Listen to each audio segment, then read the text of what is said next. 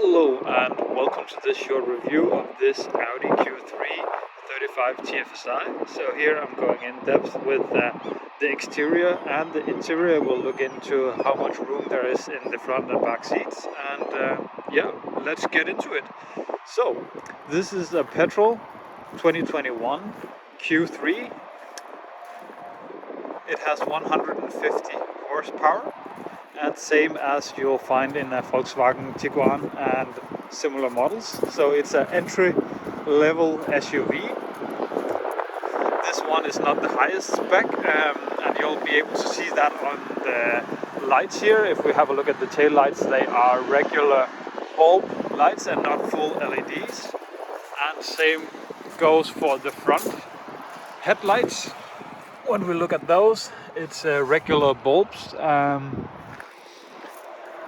It's a 2021, but on newer cars you'll find LED headlights and taillights to be standard. So it's a good size. This one is finished in a blue color with some satin chrome details in the front and on the windows.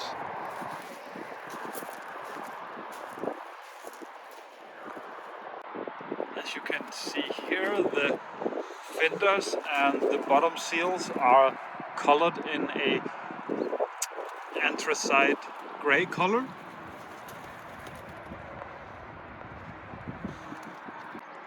It's fitted with these 18-inch wheels with Michelin tires.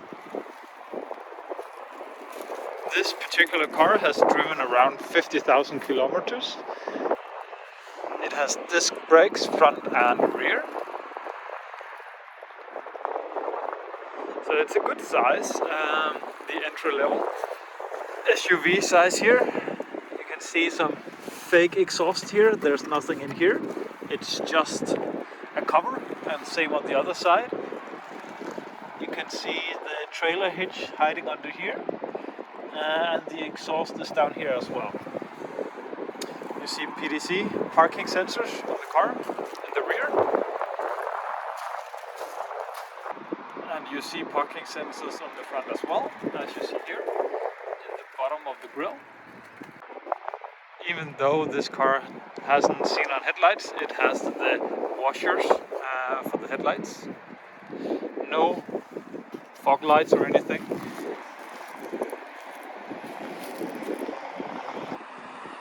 But without further ado, let's get into the car and see how the interior looks.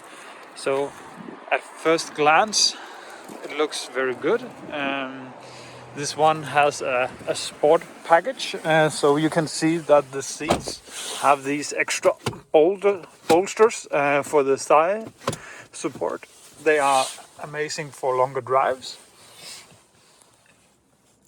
So the Q3 has, as many other Audis, digital cluster and a central screen here.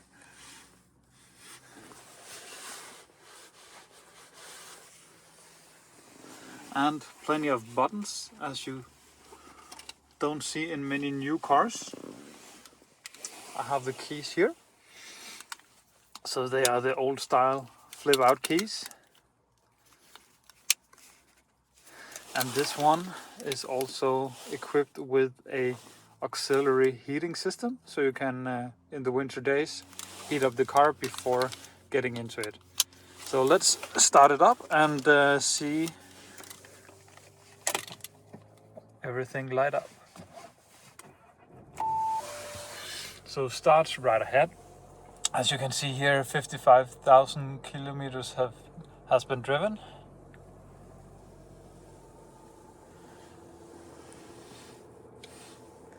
And you can see here, you have radio, media, phone apps, some car settings. Yeah, that's about it. Some different driving aids and settings you can change up. This car is not equipped with a navigation system. On some of these models you can opt for it as an extra purchase and retrofit it. I'm not sure if it is possible on this one. You have dual zone climate control, heated seats, volume knob here to control the radio and to switch songs and turn on. Some drive select buttons here, and auto hold and traction control, hazard lights, parking sensors. You have 2 USB-Cs and a fairly large copy. This one has the S-tronic gearbox, so it's an automatic shifter. Electronic parking brake, 12 volt, 2 cup holders and a little cubby for coins, and you have the central armrest with a cubby underneath, and you can change the height of the armrest as well. So if we look at the steering wheel, it's very Audi-like. This is the sporty steering wheel. It's not as thick as in a BMW or a Mercedes AMG. It's a bit larger in size and a bit thinner, a bit hard to hold. Here you can see that you can change the height of it, so it's an adjustable steering rack. Here you have the cruise control. This one, since it has this distance, it has adaptive cruise control. You can always see that on Audis and on Porsches that they need this extra distance, and it will tell you that it has adaptive cruise control. So the steering wheel, the regular buttons that you'll usually see. One here to change the view on the cluster, to change songs and to scroll up in the menus. And here as well, change song, a favorite button, so you can choose one for yourself and then hang up the phone and voice controls. And then you have the regular blinker stalks here and for the wipers. Over here, some piano black and the headlight controls. They are soft touch, so you just touch these guys here, the buttons here, and they'll change. And some fog lights in the rear. You don't have in the front, that will likely be there. You can see here the window controls and controls for the mirrors. And you have heated mirrors as well, but not electronically folding, they are manual. And down here you have a button for the trunk lid. This car is fitted with electronic tailgate, so one push of this and it will open. So let's see how my seating position is in the car. Okay, so this is my ideal seating position, and at the moment I'm looking straight ahead into the windshield. A good seating position. When I look to the left, I look straight out the window, not into the B-pillar.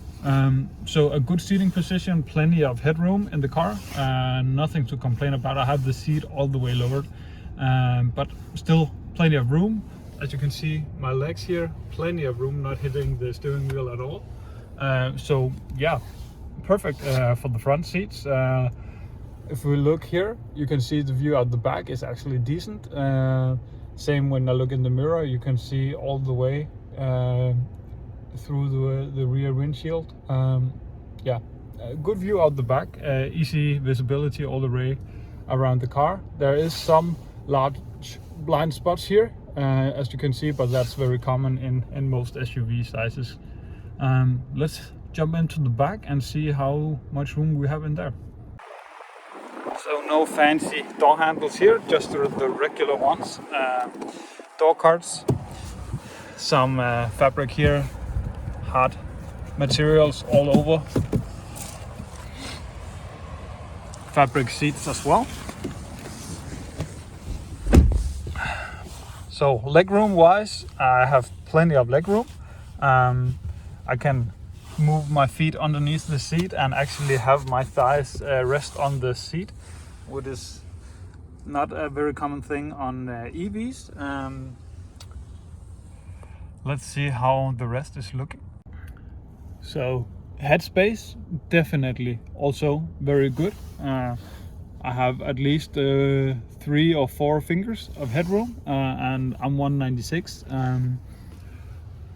Legroom, as I said, I'm resting on the seat, so I could definitely easily go for a long drive, no issues at all.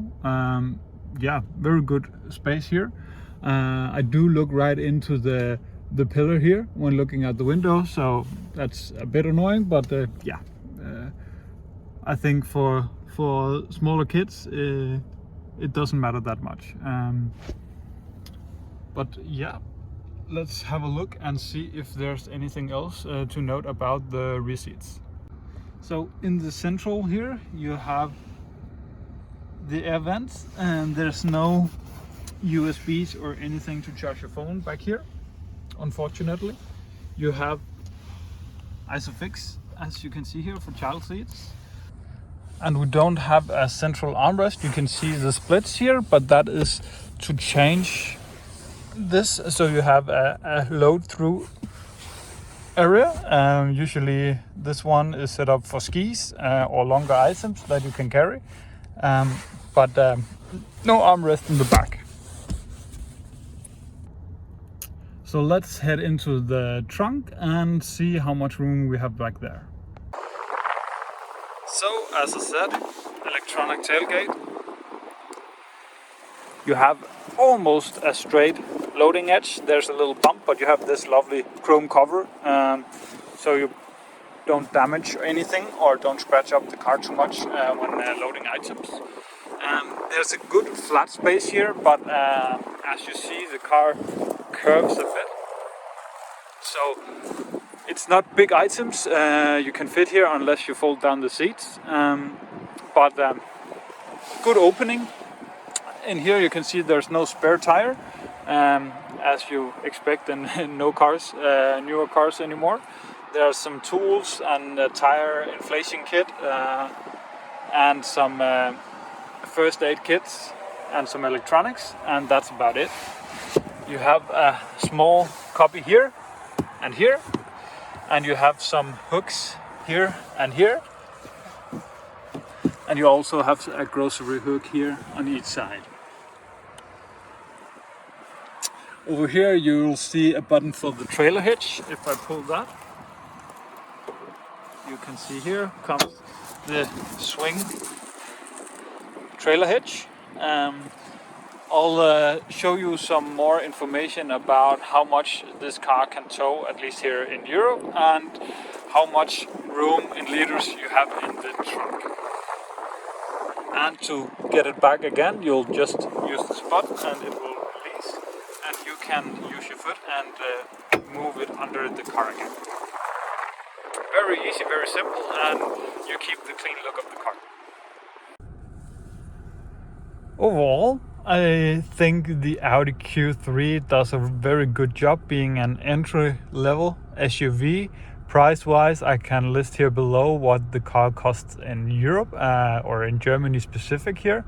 And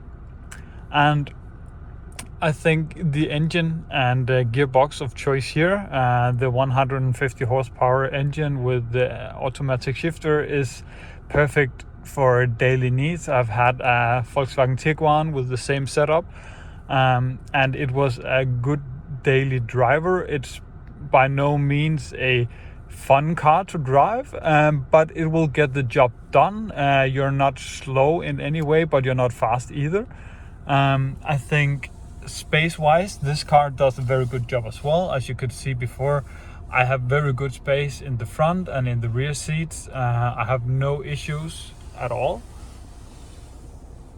I think the interior looks good, and these sports seats are definitely good to sit in. I would opt for them if you can, and if it's in your budget. I think for longer drives this is a great setup. You sit a bit higher, as a lot of people would like to do in modern cars. It has the options you need. You have the adaptive cruise control, you have a digital cluster, you have the infotainment system here. You can use your phone to connect with Apple CarPlay, Android Auto, so you have navigation that way. You don't have the built-in navigation, but you have a navigation system in the Audi smartphone interface, so that will suit most people's needs. So overall, for a car in this category, I would rate it in the top of it. There's many entry-level SUVs to choose from BMW, Mercedes, Audi, Nissan, Mazda. Almost every brand makes some at the moment. I can't say that all of them are equal to this, but they are definitely all good cars. I had a similar one with the drive chain of this car, and it did me very well for the time I had it. I had no issues with it at all. So from my point of view, I wouldn't hesitate to go out and test this car and see if it's something that would work for you. And on that end note, thank you very much for following along this video and this shorter review of an Audi Q3 35 TFSI from 2021 with 55,000 kilometers on the clock. Thank you for watching. If you want to see more videos like this one, please be sure to like the video and please subscribe. Without that, I don't know if you like the video and you won't be able to follow along my future videos. Thank you for watching. Have a great day. Take care. Bye bye.